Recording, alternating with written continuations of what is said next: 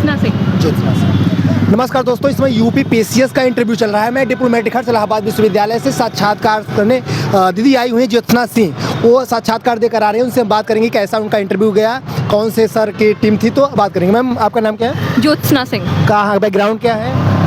आप BSc okay, BSc mathematics. माध्यम क्या है? मीन्स इंग्लिश में, बाकी ये हिंदी में। बाइलिंगुअल ही रहता है? हाँ, ये बाइलिंगुअल, जो जिस लैंग्वेज उन्होंने पूछा उसी में जवाब। कौन से सर की? एक्चुअली बोर्ड का नाम मुझे नहीं पता है, लेकिन चेयरमैन सर भी वहाँ पे मौजूद थे। संजय सुरेंद्र सर। हाँ। तो मैम कैसा क्वेश्चन था आपके इंटरव्यू में? यही करंट रिलेटेड था कि AI इम्पैक्ट समिट चल रही है, तो वो उसका बेसिक एम क्या है।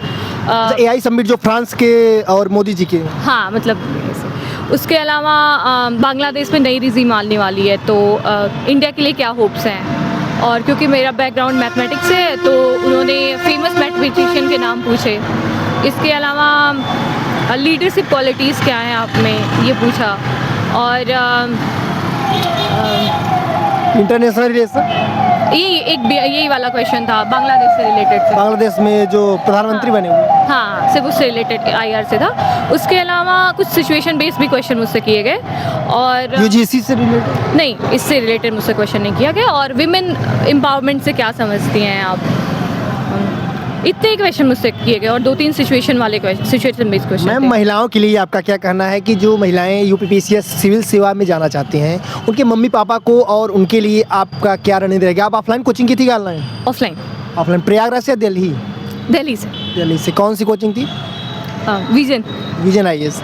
तो मैम ऑफलाइन और ऑनलाइन में फ़र्क थोड़ा बता दीजिए, क्योंकि यहाँ पर लोग ऑनलाइन के भक्त हो जा रहे हैं। बट मेरा मानना है कि अगर आप ऑनलाइन कंफर्टेबल हो, तो मुझे लगता है ऑनलाइन ही कर लेना चाहिए। आप घर बैठे कर सकते हो, पेरेंट्स रहते हैं, आपको इमोशनल सपोर्ट भी मिलता है। तो अगर ऑनलाइन आप कंफर्टेबल हो, तो आप ऑनलाइन कर सकते हो। और ऑफलाइन में क्या बेनिफिट है? एक्चुअली मैंने ऑफलाइन ही बैच लिया था, बट मैं 1 महीने के बाद मैंने ऑनलाइन शिफ्ट कर लिया था, क्योंकि वो मुझे ज़्यादा एफिशिएंट लगता था, तो मैं ऑनलाइन ही मैंने किया था। तो मैम आपका prelims plus mains plus interview का एक साथ तैयारी था कि प्रीलिम्स और मेंस अलग अलग था? मेरे पास टाइम नहीं था, मैं और भी किसी चीज़ की प्रिपरेशन। UPSC कर रही थी क्या आप? जी, तो मैंने सिर्फ प्री के लिए पहले पढ़ा था, और मेरे पास 2 महीने का टाइम था, तो मैंने मेंस उसी 2 महीने में मैंने प्रिपरेशन की थी उसकी स्पेसिफिक यूपी पीसीएस के। मैम आपका साइंस बैकग्राउंड था, तो आप NCERT कक्षा क्लास 6 से 12 तक पढ़ी थी कि 9 से? मैंने NCERT नहीं पढ़ा था, कोचिंग में डायरेक्ट? हाँ, कोचिंग में, और जो खुद से सेल्फ स्टडी, उसके बाद जो और भी जो बुक्स होती हैं, बेसिक बुक्स होती हैं, वो पढ़ा था मैंने। मैम घटना चक्र क्या क्या महत्व है प्रीलिम्स में? मुझे लगता है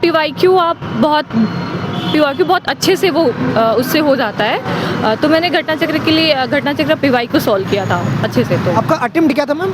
फर्स्ट अटेम्प्ट था। फर्स्ट अटेम्प्ट में आप इंटरव्यू तक पहुंची हैं। मैम बहुत धन्यवाद, बहुत बधाई आपको कि आप फर्स्ट अटेम्प्ट में यहाँ तक पहुंची हैं। तो आप तैयारी आप कितने साल से कर रही हैं? मैं 2022 में मैंने ग्रेजुएशन कंप्लीट किया था, उसके बाद से मैं तैयारी कर रही हूँ। आपका ग्रेजुएशन किस कॉलेज से था? वीर बहादुर सिंह पूर्वांचल यूनिवर्सिटी, जौनपुर। तो क्लास लेती थी कि नहीं? लेती थी। मैम कॉलेज जाने का महत्व आप बता दीजिए, क्योंकि इंटरव्यू में आपको हमें लगता है बेनिफिट मिला होगा कॉलेज का। अभी तो मैं सोच नहीं पा रही हूँ क्या उसका मतलब इंटरव्यू के लिए क्या बेनिफिशियल था उसमें, बट आपके अच्छे दिन होते हैं वो तो आप जरूर कॉलेज के, तो वही इंटरव्यू में फ़ायदा होता है ना कि हम खुल के जी लेते हैं, तो इंटरव्यू में अच्छे से कर सकते हैं। मतलब आंसर राइटिंग के लिए आपका क्या रणनीति थी? एक्चुअली मेरे पास टाइम नहीं था, तो मैं आंसर राइटिंग नहीं कर पाई थी। तो कैसे हो गया? क्योंकि मैं BPSC मैंने दिया था, तो उसके लिए प्रिपरेशन की। अच्छा, इसके पहले आपका कहीं सिलेक्शन हुआ था? नहीं, UPSC में हुआ है? हाँ। तो आपका असफलता भी आपको नहीं मिली है? नहीं, अभी तो नहीं मिली है, होपफुली मिल जाए। नहीं मिलेगी, आप बहुत शुभकामनाएं। नहीं मिलेगी, आप सफल है इसमें। तो मैम आप ये बताइए कि मेंस में GS पेपर 1, 2, 3, 4, उसके बाद यूपी स्पेशल है, आप UPSC तैयारी कर रहे हैं, तो इसको आप कैसे कवर की थी?